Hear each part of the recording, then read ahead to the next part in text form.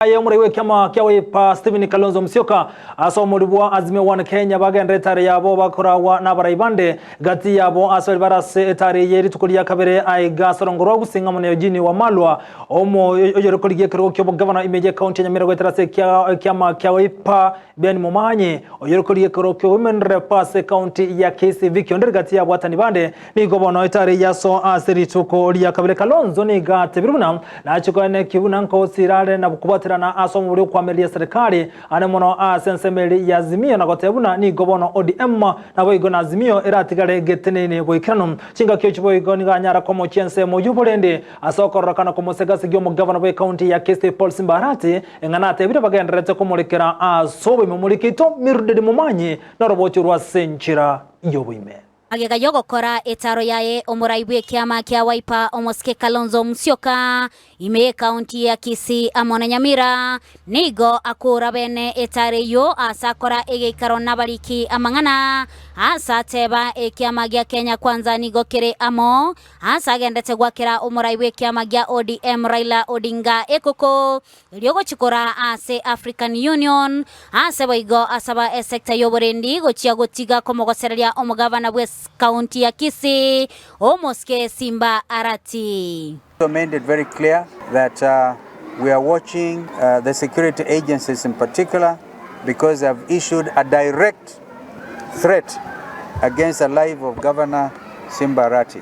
And we are also saying Azimio is united. We are so focused, in fact even more than ever before, because all we are saying is let our captain, our brother Raila Odinga, go on and get this seat, and we are all fully in support. We are praying for him. Even some of us know some of these dynamics. We are able to see what we can do.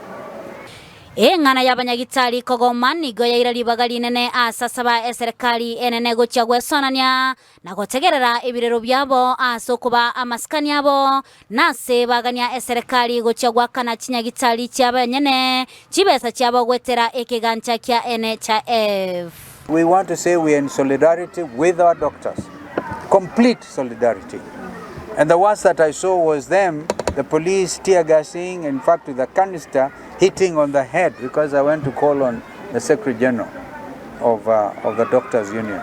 So mambo haya walegeshe kama wasiporegesha hiyo kamba wananchi bado wanaona. Matibabu ni so basic.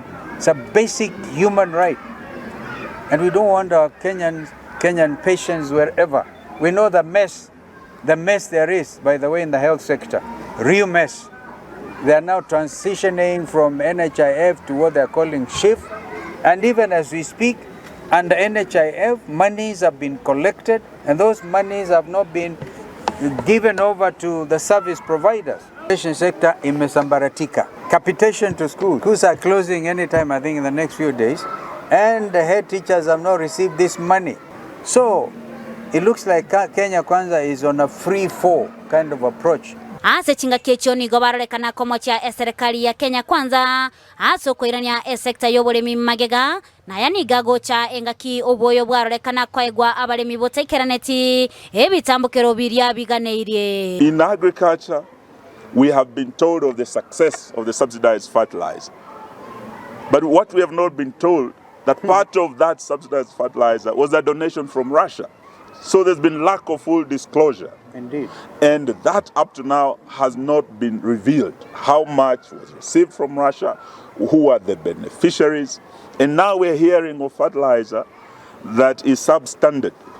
This is not a rumor. KEBS, the MD has confirmed that some of the fertilizer that is being distributed does not meet their standards. We are being told of some bags being packed with sand, mchanga, and being called fertilizer. No, this Kenya Kwanza mess is real, and that is why we are saying as Azimio, we are going to fight to clean Kenya of this Kenya Kwanza mess, to rid Kenya of Zakayo and his harsh taxes, and bring back order, restore integrity in the leadership of this country. Kulipotelea egetaseni kia Ndizi TV, Elietaliane Mildred Momanyi.